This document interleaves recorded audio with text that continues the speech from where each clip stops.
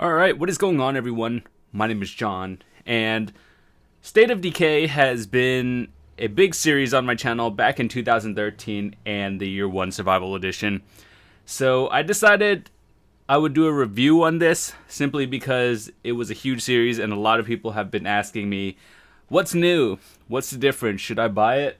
And so the gameplay you're about to see is just random part of it. If you would like to watch the full thing, I have a Let's Play you could find on my channel. But anyway, as you see on the screen right now, there are 5 things we'll be talking about today. So first of all, what is State of Decay?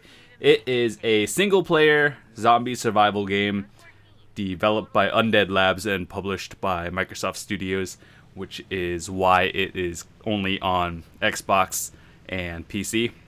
So this is a single player experience only, so that's kind of a turn off or on depending on what kind of gamer you are. If you like online zombie games, there's a lot of those, but if you're looking for the single player experience, then this would be interesting to check out. Now, what is the Year 1 Survival Edition and how does it differentiate between the 2013 one? So essentially, the Year 1 Survival Edition is just another term for a remastered or Game of the Year edition. And what it includes is the base game and both DLCs, Breakdown and Lifeline. Those are both included. So another thing to note if you are picking the newer one up is that what else is included is like in-game stuff, new weapons, new call-ins. If you like in the game, you can just like spend influence points to help yourself. It's not real money. You earn everything in game. There is no DLC whatsoever, and there's a couple new things you could change, but overall, like the gameplay and the map layout is completely the same. And the Xbox One version, which I played, I believe it is 1080p 30 FPS, and I'm not so sure about the PC version, so that could be 60. If you've played it, let me know. Feel free to correct me. And what else is new in there? I'm trying not to do too many spoilers, just so if you're watching this, you're probably interested in the game or interested enough to see if you want to pick it up. So I'll try to do spoiler-free things anyway. So what's new? That was pretty much it. What I've noticed is that the next gen version, there are a lot more zombies, and that means that the gameplay is a slightly bit harder, not too much.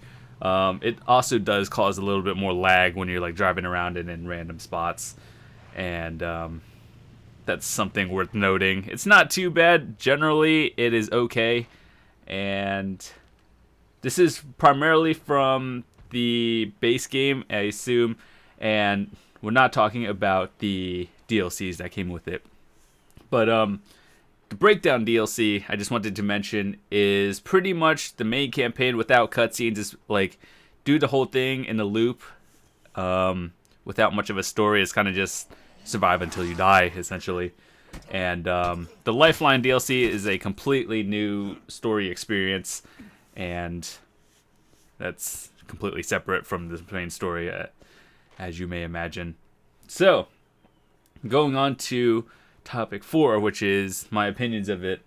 If you've played the Xbox 360 version, I've noticed that it is a bit better. It's like smoother. Definitely the graphics are improved. The lag is still kind of there, but for all of you achievement hunters out there, there's a total of 1500 gamer score. I believe the old one was like 600 plus 250 each. So I assume the base game is 1,000 and both DLCs is 250, totaling 1,500. So that's always good for a $30 title. And overall, I would say the game was pretty fun. You'll get about 10 hours if you're just playing the campaign. But I've seen people sink in hundreds to thousands of hours just because they enjoyed it. And it's definitely worth noting. Now, one thing that's not so positive in here that I've noticed was there are main missions and there are side missions. You can only have so many objectives on the map. Like, sometimes the side objectives are help your survivors, do this, and then it won't trigger the actual main mission for a while. So you have to like drive around, keep doing stuff until it happens. And sometimes I felt like you had to get lucky to get a main mission to trigger. Now, sometimes just relogging or like signing out to the main menu, going back in, will trigger the main mission. But for the most part, you would have to clear out a lot of objectives and get the main missions. Now, where it happens, I have no idea. Sometimes you'll get it late game, sometimes you'll get it early game. Most of this is random, and essentially like the gameplay, zombies and infestations will be at different areas. No exact gameplay will be the same, but the main story will. Like, you could play as different survivors, upgrade how you want, build what you want. So most people will have a unique sort of gameplay to it. And what I would say is, if you're buying this really early, this is about, as I'm recording this is a day after the game officially released, and I have the whole thing completed. So if you just want to watch it and see what you think of it and watch the first part, feel free to do so. If not, and you don't want any spoilers, then probably, I don't know, check it out, read some like written reviews, I guess. So anyway, is it worth it? If you've never played it, yes, I would say it's worth it. Overall, the gameplay experience would be pretty fun. There's a lot of butt clench moments that I had, and there's actually an interesting story if you followed it. And overall, for a $30 tag, you'll get about 15 hours of gameplay just by doing the main story. And if you want to like 100% everything, I'm pretty sure you'll sink in at least 40 to 50, if not more. So, yeah. If you have any questions on this, let me know. I don't generally do reviews, but I thought since a lot of people requested for this game, like they had no idea what was all of it or like what this is all about, I decided I would make a short video about it. So if you liked it, be sure to leave a comment. Let me know what you thought. And if you have any questions, feel free to leave it in the comments. I'll read everything, assuming, well, 99% of it, and I'll try to get back to you.